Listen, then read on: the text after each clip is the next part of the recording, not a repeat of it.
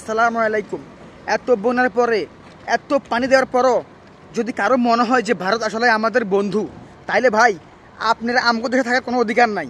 আপনি জানগা ভারতে, আপনি যাই থাকেন ভারতে, আপনার আমাদের দেশে বাংলাদেশে আপনার কোনো কাজ নাই। আপনারা হয়েছেন চাটুকদার, আপনারা খালি চাটতে পছন্দ করেন, তাহলে চাটেন, ইন্ডিয়ায় যেয়ে চাটেন। বাংলাদেশে বসে বসা অন্য কারো পাওয়া চাটা যাইব না, এটা আমাদের বাংলাদেশের মানুষ ভালো করে জানে। ভাই আপনারা যদি না জানেন, আপনারা ইন্ডিয়া তাড়াতাড়ি করেন, তাইলে ভাই আপনার মতো ইন্ডিয়ান রাজাকার আমাদের দেশে কোনো প্রয়োজন নাই। আপনারা জানগা, আপনাকে আম্মু গেছে গা, আপনাকে নেত্রী গেছে গা, আপনারাও জানগা।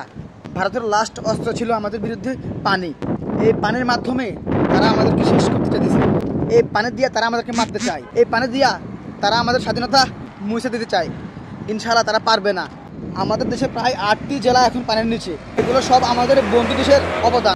তারপরও আমাদের দেশের কিছু দালাল এখনও ভারতের গুণগান গায়, এখনও ভারতের সাহায্য প্রার্থনা করে।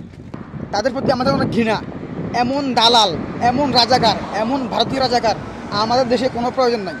আপনারা জানগা ভাই, আপনাকে আম্মু গেছে, আপনাকে নেত্রী গেছে, আপনারা এখনো বসে বসে ইন্ডিয়া দালালি করেন। আপনারা জানগা ভাই, আপনাকে আমাদের দেশে কোনো প্রয়োজন নাই।